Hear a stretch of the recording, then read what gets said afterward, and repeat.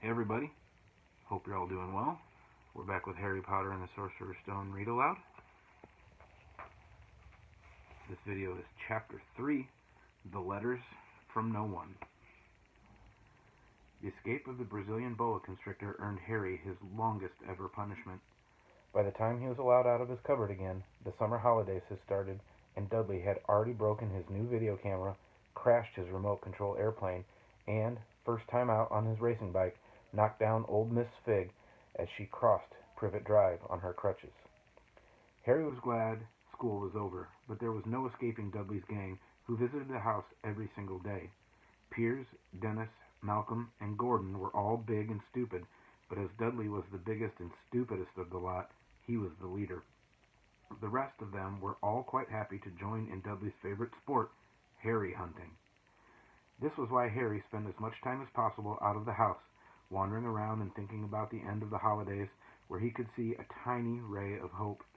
When September came, he would be going off to secondary school, and, for the first time in his life, he wouldn't be with Dudley. Dudley had been accepted at Uncle Vernon's old private school, Smeltings. Piers Polkiss was going there too. Harry, on the other hand, was going to Stonewall High, the local public school. Dudley thought this was very funny. "They stuff people's heads down the toilet the first day at Stonewall," he told Harry. "Want to come upstairs and practice?" "No thanks," said Harry. "The poor toilet's never had anything as horrible as your head down it. It might get sick." Then he ran, before Dudley could work out what he'd said. One day in July, Aunt Petunia took Dudley to London to buy his Smeltings uniform, leaving Harry at Mrs. Figg's. Mrs. Figg wasn't as bad as usual. It turned out she'd broken her leg tripping over one of her cats, and she didn't seem quite as fond of them as before. She let Harry watch television and gave him a bit of chocolate cake that tasted as though she'd had it for several years. That evening, Dudley paraded around the living room for the family in his brand new uniform. Smeltings boys wore maroon tailcoats, orange knickerbockers, and flat straw hats called boaters. They also carried knobbly sticks used for hitting each other while the teachers weren't looking. This was supposed to be good training for later life. As he looked at Dudley in his new knickerbockers, Uncle Vernon said gruffly that it was the proudest moment of his life. Aunt Petunia burst into tears, and she said she couldn't believe it was her ickle Dudleykins. He looked so handsome and grown up. Harry didn't trust himself to speak. He thought two of his ribs might already have cracked from trying not to laugh. There was a horrible smell in the kitchen the next morning when Harry went in for breakfast. It seemed to be coming from a large metal tub in the sink. He went to have a look. The tub was full of what looked like dirty rags swimming in gray water. "What's this?" he asked Aunt Petunia. Her lips tightened as they always did if he dared to ask a question. "Your new school uniform," she said. Harry looked in the bowl again. "Oh," he said, "I didn't realize it had to be so wet." "Don't be stupid," snapped Aunt Petunia. "I'm dyeing some of Dudley's old things gray for you. It'll look just like everyone else's when I've finished." Harry seriously doubted this, but thought it best not to argue. He sat down at the table and tried not to think about how he was going to look on his first day at Stonewall High, like he was wearing bits of old elephant skin, probably. Dudley and Uncle Vernon came in, both with wrinkled noses because of the smell from Harry's new uniform.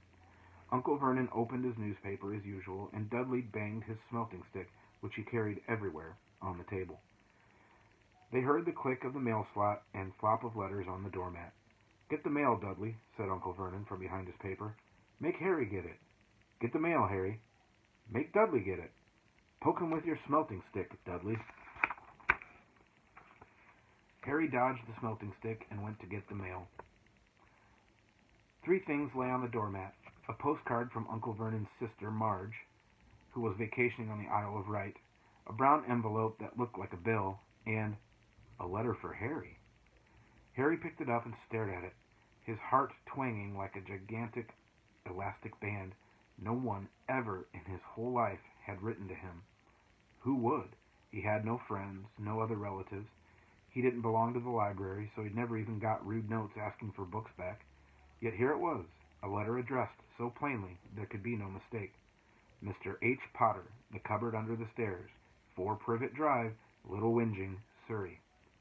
The envelope was thick and heavy, made of yellowish parchment, and the address was written in emerald green ink. There was no stamp. Turning the envelope over, his hand trembling, Harry saw a purple wax seal bearing a coat of arms, a lion, an eagle, a badger, and a snake surrounding a large letter H. "Hurry up, boy," shouted Uncle Vernon from the kitchen. "What are you doing, checking for letter bombs?" He chuckled at his own joke. Harry went back to the kitchen, still staring at his letter. He handed Uncle Vernon the bill and the postcard, sat down, and slowly began to open the yellow envelope. Uncle Vernon ripped open the bill, snorted in disgust, and flipped over the postcard. "Marge is ill," he informed Aunt Petunia. "Ate a funny whelk." "Dad," said Dudley suddenly. "Dad, Harry's got something." Harry was on the point of unfolding the letter, which was written on the same heavy parchment as the envelope, when it was jerked sharply out of his hand by Uncle Vernon. "That's mine," said Harry, trying to snatch it back. "Who'd be writing to you?" sneered Uncle Vernon, shaking the letter open with one hand and glancing at it. His face went from red to green faster than a set of traffic lights.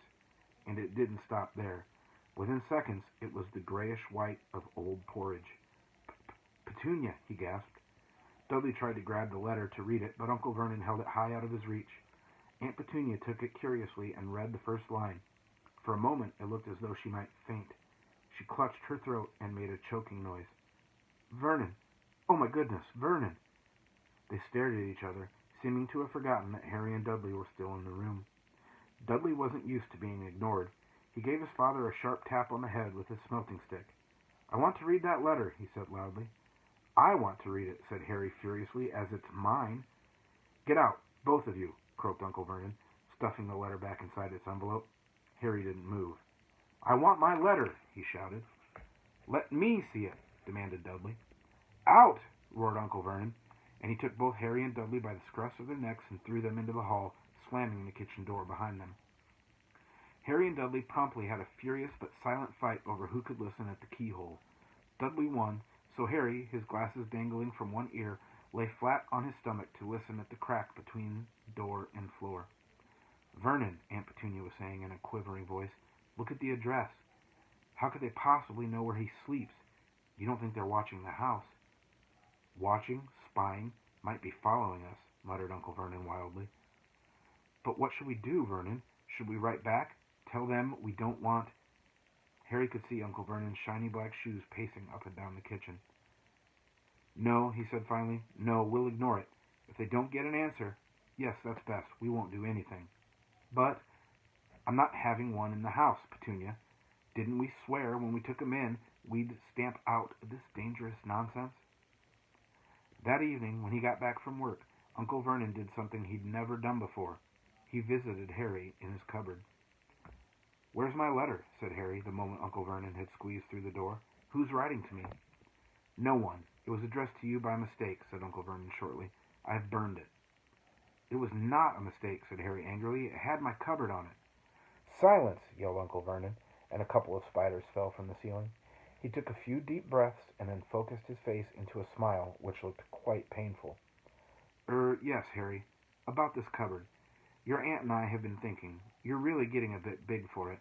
We think it might be nice if you moved into Dudley's second bedroom." "Why?" asked Harry. "Don't ask questions," snapped Uncle Vernon. "Take this stuff upstairs, now." The Dursleys' house had 4 bedrooms, one for Uncle Vernon and Aunt Petunia, one for visitors, usually Uncle Vernon's sister Marge, and one where Dudley slept, and one where Dudley kept all the toys and things that wouldn't fit into his first bedroom. It only took Harry one trip upstairs to move everything he owned from the cupboard to this room. He sat down on the bed and stared around him. Nearly everything in here was broken. The month-old video camera was lying on top of a small working tank Dudley had once driven over the next-door neighbor's dog. In the corner was Dudley's first-ever television set, which he'd put his foot through when his favorite program had been canceled. There was a large birdcage which had once held a parrot that Dudley had swapped at school for a real air rifle, which was up on a shelf with the end all bent because Dudley had sat on it. Other shelves were full of books. They were the only things in the room that looked as though they'd never been touched. From downstairs came the sound of Dudley bawling at his mother. "I don't want him in there. I need that room. Make him get out." Harry sighed and stretched out on the bed. Yesterday he'd have given anything to be up there. Today he'd rather be back in his cupboard with that letter than up here without it. Next morning at breakfast, everyone was rather quiet. Dudley was in shock. He'd screamed, whacked his father with his smelting stick, been sick on purpose, kicked his mother, and thrown his tortoise through the greenhouse roof, and he still didn't have his room back. Harry was thinking about this time yesterday and bitterly wishing he'd opened the letter in the hall. Uncle Vernon and Aunt Petunia kept looking at each other darkly. When the mail arrived, Uncle Vernon, who seemed to be trying to be nice to Harry, made Dudley go and get it. They heard him banging things with the smelting stick all the way down the hall. Then he shouted, "There's another one! Mr. H. Potter, the smallest bedroom, 4 Privet Drive." With a strangled cry, Uncle Vernon leapt from his seat and ran down the hall, Harry right behind him. Uncle Vernon had to wrestle Dudley to the ground to get the letter from him, which was made difficult by the fact that Harry had grabbed Uncle Vernon around the neck from behind. After a minute of confused fighting in which everyone got hit by the smelting stick, Uncle Vernon straightened up, gasping for breath, with Harry's letter clutched in his hand. "Go to your cupboard. I mean your bedroom," he wheezed at Harry. "Dudley, go. Just go." Harry walked round and round his new room. Someone knew he had moved out of the cupboard, and they seemed to know he hadn't received his first letter. Surely that meant they'd try again, and this time he'd make sure they didn't fail. He had a plan. The repaired alarm clock rang at 6 o'clock the next morning. Harry turned it off quickly and dressed silently. He mustn't wake the Dursleys. He stole downstairs without turning on any of the lights. He was going to wait for the postman on the corner of Privet Drive and get the letters for number 4 first. His heart hammered as he crept across the dark hall toward the front door. "Arr!" Harry leapt into the air. He'd trodden on something big and squashy on the doormat. Something alive. Lights clicked on upstairs, and to his horror, Harry realized that the big, squashy something had been his uncle's face. Uncle Vernon had been lying at the foot of the front door in a sleeping bag, clearly making sure that Harry didn't do exactly what he'd been trying to do. He shouted at Harry for about half an hour, and then told him to go and make a cup of tea. Harry shuffled miserably off into the kitchen, and by the time he got back, the mail had arrived, right into Uncle Vernon's lap. Harry could see 3 letters addressed in green ink. "I want," he began, but Uncle Vernon was tearing the letters into pieces before his eyes. Uncle Vernon didn't go to work that day. He stayed at home and nailed up the mail slot. "See," he explained to Aunt Petunia through a mouthful of nails, "if they can't deliver them, they'll just give up." "I'm not sure that'll work, Vernon." "Oh, these people's minds work in strange ways, Petunia. They're not like you and me." And Uncle Vernon, trying to knock in a nail with the piece of fruitcake Aunt Petunia had just brought him. On Friday, no less than 12 letters arrived for Harry. As they couldn't go through the mail slot, they had been pushed under the door, slotted through the sides, and a few even forced through the small window in the downstairs bathroom. Uncle Vernon stayed at home again. After burning all the letters, he got out a hammer and nails and boarded up the cracks around the front and back doors so no one could go out. He hummed Tiptoe Through the Tulips as he worked and jumped at small noises. On Saturday, things began to get out of hand. 24 letters to Harry found their way into the house, rolled up and hidden inside each of the 24 eggs that their very confused milkman had handed Aunt Petunia through the living room window. While Uncle Vernon made furious telephone calls to the post office and the dairy trying to find someone to complain to, Aunt Petunia shredded the letters in her food processor. "Who on earth wants to talk to you this badly?" Dudley asked Harry in amazement. On Sunday morning, Uncle Vernon sat down at the breakfast table, looking tired and rather ill, but happy. "No post on Sundays," he reminded them cheerfully as he spread marmalade on his newspaper. "No letters today." Something came whizzing down the kitchen chimney as he spoke and caught him sharply on the back of the head. Next moment, 30 or 40 letters came pelting out of the fireplace like bullets. The Dursleys ducked, but Harry leapt into the air trying to catch one. "Out! Out!" Uncle Vernon seized Harry around the waist and threw him into the hall. When Aunt Petunia and Dudley had run out with their arms over their faces, Uncle Vernon slammed the door. They could hear the letters still streaming into the room, bouncing off the walls and floor. "That does it," said Uncle Vernon, trying to speak calmly but pulling great tufts of his mustache at the same time. "I want you all back here in 5 minutes, ready to leave. We're going away. Just pack some clothes. No arguments." He looked so dangerous with half his mustache missing that no one dared argue. 10 minutes later, they had wrenched their way through the boarded-up doors and were in the car, speeding toward the highway. Dudley was sniffing in the back seat. His father had hit him around the head for holding them up while he tried to pack his television, VCR, and computer in his sports bag. They drove, and they drove. Aunt Petunia didn't dare ask where they were going. Every now and then Uncle Vernon would take a sharp turn and drive in the opposite direction for a while. Shake 'em off, he would mutter whenever he did this. They didn't stop to eat or drink all day. By nightfall, Dudley was howling. He'd never had such a bad day in his life. He was hungry, he'd missed 5 television programs he'd wanted to see, and he'd never gone so long without blowing up an alien on his computer. Uncle Vernon stopped at last outside a gloomy-looking hotel on the outskirts of a big city. Dudley and Harry shared a room with twin beds and damp, musty sheets. Dudley snored, but Harry stayed awake, sitting on a windowsill, staring down at the lights of passing cars and wondering. They ate stale cornflakes and cold tinned tomatoes on toast for breakfast the next day. They had just finished when the owner of the hotel came over to their table. "Excuse me, but is one of you Mr. H. Potter? Only I got about 100 of these at the front desk." She held up a letter so they could read the green ink address. Mr. H. Potter, room 17, Railview Hotel, Cokeworth. Harry made a grab for the letter, but Uncle Vernon knocked his hand out of the way. The woman stared. "I'll take them," said Uncle Vernon, standing up quickly and following her from the dining room. "Wouldn't it be better just to go home, dear?" Aunt Petunia suggested timidly, hours later, but Uncle Vernon didn't seem to hear her. Exactly what he was looking for, none of them knew. He drove them into the middle of a forest, got out, looked around, shook his head, got back in the car, and off they went again. The same thing happened in the middle of a plowed field, halfway across a suspension bridge, and at the top of a multi-level parking garage. "Daddy's gone mad, hasn't he?" Dudley asked Aunt Petunia, dully late that afternoon. Uncle Vernon had parked at the coast, locked them all inside the car, and disappeared. It started to rain. Great drops beat on the roof of the car. Dudley sniveled. "It's Monday," he told his mother. "The great Humberto's on tonight. I want to stay somewhere with a television." Monday. This reminded Harry of something.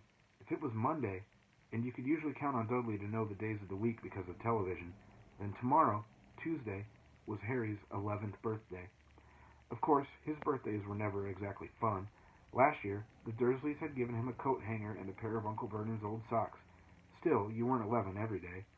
Uncle Vernon was back, and he was smiling. He was also carrying a long, thin package and didn't answer Aunt Petunia when she asked what he'd bought. "Found the perfect place," he said. "Come on, everyone out." It was very cold outside the car. Uncle Vernon was pointing at what looked like a large rock way out at sea. Perched on top of the rock was the most miserable little shack you could imagine. One thing was certain, there was no television in there. "Storm forecast for tonight," said Uncle Vernon gleefully, clapping his hands together. "And this gentleman's kindly agreed to lend us his boat." A toothless old man came ambling up to them, pointing with a rather wicked grin at an old rowboat bobbing in the iron-gray water below them. "I've already got us some rations," said Uncle Vernon, "so all aboard." It was freezing in the boat. Icy sea spray and rain crept down their necks, and a chilly wind whipped their faces. After what seemed like hours, they reached the rock, where Uncle Vernon, slipping and sliding, led the way up to the broken-down house. The inside was horrible. It smelled strongly of seaweed, the wind whistled through gaps in the wooden walls, and the fireplace was damp and empty. There were only 2 rooms. Uncle Vernon's rations turned out to be a big bag of chips each and 4 bananas. He tried to start a fire, but the empty chip bags just smoked and shriveled up. "Could do with some of those letters now, eh?" he said cheerfully. He was in a very good mood. Obviously, he thought nobody stood a chance of reaching them here in the storm or to deliver mail. Harry privately agreed, though the thought didn't cheer him up at all. As night fell, the promised storm blew up around them. Spray from the high waves splattered the walls of the hut, and a fierce wind rattled the filthy windows. Aunt Petunia found a few moldy blankets in the second room and made up a bed for Dudley on the moth-eaten sofa. She and Uncle Vernon went off to the lumpy bed next door, and Harry was left to find the softest bit of floor that he could find and to curl up under the thinnest, most ragged blanket. The storm raged more and more ferociously as the night went on. Harry couldn't sleep. He shivered and turned over, trying to get comfortable, his stomach rumbling with hunger. Dudley's snores were drowned by the low rolls of thunder that started near midnight. The lighted dial of Dudley's watch, which was dangling over the edge of the sofa on his fat wrist, told Harry he'd be 11 in 10 minutes' time. He lay and watched his birthday tick nearer, wondering if the Dursleys would remember it all, wondering where the letter writer was now. 5 minutes to go. Harry heard something creak outside. He hoped the roof wasn't going to fall in, although he might be warmer if it did. 4 minutes to go. Maybe the house in Privet Drive would be so full of letters when I got back that he'd be able to steal one somehow. 3 minutes to go. Was that the sea slapping hard on the rock like that? And 2 minutes to go. What was that funny crunching noise? Was the rock crumbling into the sea? 1 minute to go, and he'd be 11. 30 seconds. 20. 10. 9. Maybe he'd wake Dudley up just to annoy him. 3, 2, 1. Boom! The whole shack shivered, and Harry sat bolt upright, staring at the door. Someone was outside, knocking to come in. That's the end of Chapter 3. See you guys with the next video and Chapter 4.